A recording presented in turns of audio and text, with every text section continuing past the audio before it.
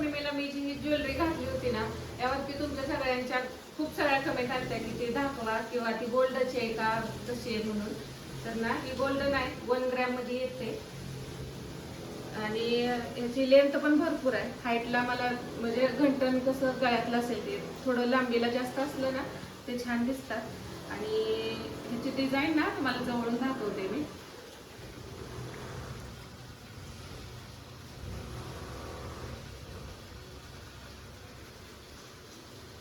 हे असे येते, पाठीमागे हे काळं मणी आहेत आणि ही पट्टी आहे ना ही अशात येते इकडून. आणि ह्याचं पेंडल नाही असं आहे आणि त्याचसोबत ना हे तुम्हाला घालून दाखवते मी. तर एवढं असं हे हाईटला येते. आणि गोल्डची ज्वेलरी दाखवा म्हणून पण खूप साऱ्या कमेंट आल्या, पण ती सध्या तर आता माझ्याकडे नाहीये. तर ती कधी घरी आणेल ना त्यावेळी मी तुम्हाला ती पण शेअर करेन. तर ह्याची हाईट भरपूर येते आणि त्यासोबतच ना हे पण मी घातलेलं होतं बघा.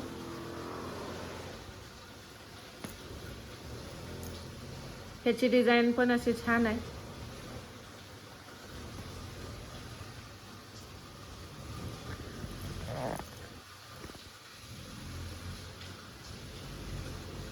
तर हे पण 1 ग्रॅमचंच आहे.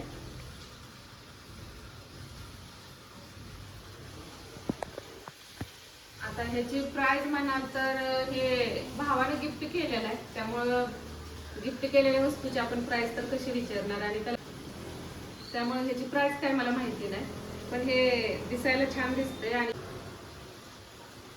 आणि मी सध्या आता रोज वापरते ना ती हे सिंपल आहे असं, पण हे पण छान वाटतंय. आता हे पाणी काढायचं आहे, पाऊस झालाय आणि कॅन्डल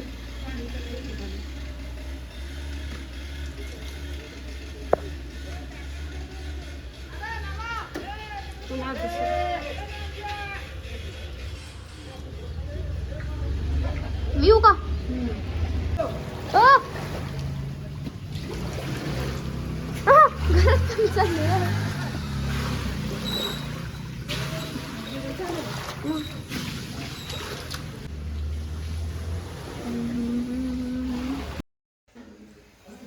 तर बऱ्याच ताईंना गुळाच्या चहाची रेसिपी पाहिजे होती. आता चहा काय आपण नेहमी करतो तसाच करायचा आहे, फक्त साखरेच्या ऐवजी गुळ टाकायचा. पण साखर आपण कसं चहा शिजताना टाकतो, पण गुळ हा चहा शिजून झाल्यानंतर टाकायचा आहे, म्हणजे गुळाचा चहा फुटत नाही. बऱ्याच जणांचं म्हणजे असं होतं की गुळाचा चहा तर आवडतो पण तो फुटतो, त्यामुळं ह्या पद्धतीने केला तर अजिबात फुटत नाही. तर इथं ना मी भरपूर सगळं अद्रक खिसून टाकले. आता चहा दुधाचा चहा म्हटलं ना त्यामध्ये जेवढा अद्रक जास्त असेल तेवढा चहा चवीला सुद्धा छान लागतो. यामध्ये पावडर टाकली, ते शिजून द्यायचं आणि ते चांगलं शिजल्यानंतर परत तुम्हाला दूध टाकायचं आहे, किती टाकायचं आहे तेवढं, आणि चहा व्यवस्थित शिजू द्यायचा.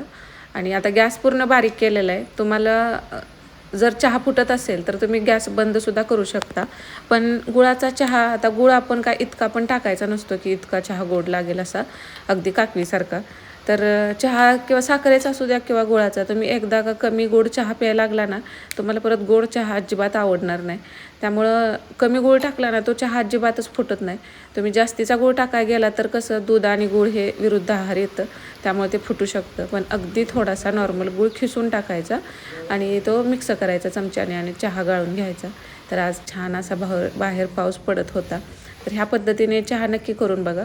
आता गॅस बंद करून गूळ टाकला आणि तो चमच्याने मिक्स केला तरी चालतो, किंवा बारीक गॅस करून टाकला तरी चालतं आणि नंतर लगेच बंद करायचं. जास्त वेळ नंतर गूळ टाकल्यानंतर तो शिजवायचा नाही. एवढी ट्रिक जरी लक्षात ठेवली ना चहा अजिबात फुटत नाही. आणि ना हे नवीन बेडशीट आणलेलं, त्यासोबत बेडशीट होतं, 2 उशांचं कवर होतं आणि पांघरायसाठीचं आता दुसरं एक्स्ट्रा जे आपण ब्लँकेट वापरतो ते पण त्यासोबतच होतं. ॲक्च्युली हे म्हणजे काही विकत घेतलेलं नाही, यांना LICकडून हे गिफ्ट मिळालेलं आहे. तशी तर मला बेडशीट आता घ्यायचीच होती, तोपर्यंत हे मिळालं. म्हटल्यानंतर आता एक घ्यायला लागेल, कारण 1-2 पहिली जुनी होती ती खराब झालेली आहेत आणि मग एक धुतलं की नंतर टाकायला राहत नाही, त्यामुळं म्हटलं तर. आणि एकच नको वाटतं, बेडशीट तेवढे असं वेगवेगळे चेंज करायला असावेत असं वाटतं. आणि ह्याची क्वालिटी ना खरंच खूप छान होती. कापड अगदी सॉफ्ट आहे, म्हणजे प्युअर कॉटन असल्यासारखं. आणि आज मुलांच्या टिफिनसाठी इथं बटाट्याची भाजी केलेली होती, साधी सिंपल. शेंगदाण्याचं कूट आणि त्यासोबत थोडंसं बेसन टाकून. आणि आज ना सकाळी सकाळी शेंगदाण्याचं लाडू केलेलं. आता शेंगदाण्याचं लाडू पण त्यामध्ये थोडेसे ड्रायफ्रूट टाकलेले. असं पण ड्रायफ्रूटचं भिजवून देते शेकमध्ये, पण म्हटलं लाडूमध्ये पण थोडंसं ॲड करूया. तर इथं ना काजू बदाम, त्यासोबत पंपकिन सीड आहेत, सूर्यफुलाच्या पण बिया आहेत, त्या पण आहेत. आता जे कोणते सीड्स तुमच्याकडे असतील ते तुम्ही टाकू शकता यामध्ये. तुपामध्ये थोडंसं गरम करून घेतलं, इतकं काय ह्याला भाजत बसायची नाही, गरज नाही. थोडेसे तीळ पण यामध्ये ॲड केले, सुकं खोबरं आणि खारीक तीसुद्धा तुपावरती परतून घेतली. आणि थोड्याशा तुपावरती इथं डिंकसुद्धा मी तळून घेतलेलं आहे. आता होता घरात म्हटल्यानंतर यामध्ये घालूया म्हटलं. कधी कधी एखादी गोष्ट करायची म्हटलं तर होत नाही, पण कधी तर असं मग अचानक होऊन जाते. सकाळी असं काय नव्हतं, आता फळं पण नव्हती आज काय, मग सकाळी त्याला काय द्यायचं, दुसरा तर काय नाश्ता खात नाही, मग असा एखादा लाडू खाल्ला तर मग दुधासोबत बरं पडतं म्हणून मग सकाळी. आता बस थोडी लेट येते 8:15ला, त्यामुळे मला जरा डबा करायला टाईम भेटतोय. आणि आज बटाट्याची भाजी द्यायची होती, त्यामुळे त्या भाजीला काही एवढा जास्त वेळ लागत नाही, अर्ध्या तासात डबा होऊन जातो. त्यामुळे म्हटलं हे लाडू आता राहिलेत, संपलेत म्हटल्यानंतर सकाळीच करून घेऊया. आणि शेंगदाण्याचे लाडू कसं जास्त दिवस पण करून ना ते चांगले, म्हणजे त्याला थोडासा आंबटपणा आल्यासारखा होतो, कारण त्यामध्ये आपण गूळ घालत असतो. त्यामुळं खूप जुने झाले तर मग ते चांगले लागत नाहीत, त्यामुळे 8 दिवसापुरतेच करते मी. तर अशा पद्धतीने आता ह्यामध्ये तुम्ही अक्रोड वगैरे असेल, पिस्ता, ते पण घालू शकता.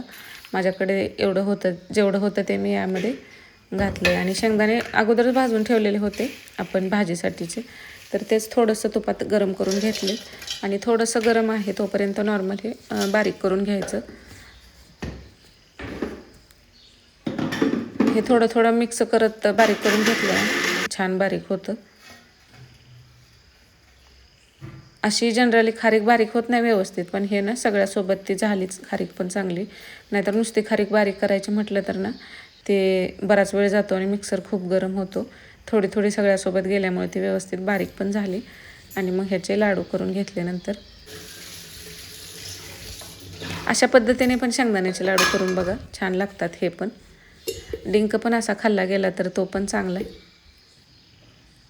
आणि आपल्याकडे थोडे ड्रायफ्रूट्स असतील त्यामध्ये सुद्धा हे लाडू होऊन जातात. नंतर कपड्याच्या घड्या वगैरे करायच्या होत्या. आणि ना तुमच्या साड्यांसाठी सुद्धा बऱ्याचशा कमेंट येतात की तुमच्या साड्या छान असतात, कुठून घेता. आता साड्या ना कधी बाहेर गेले तर तिकडून आणते, म्हणजे ऑनलाईन असेल तर तुम्ही लिंक द्या म्हणता, पण शक्यतो ऑनलाईन जास्त साड्या कधी घेतच नाही मी कधी. तर गेल्या वर्षी भावाचं दुकान झालं आहे आटपाडीत, तर तिथून आता नवीन काय मालाला आवडले की मी घेऊन येते. पण त्या आधीच्या पण माझ्याकडे अशा भरपूर साड्या आहेत की ज्या म्हणजे खूप आधीपासूनच्या पण आहेत त्या.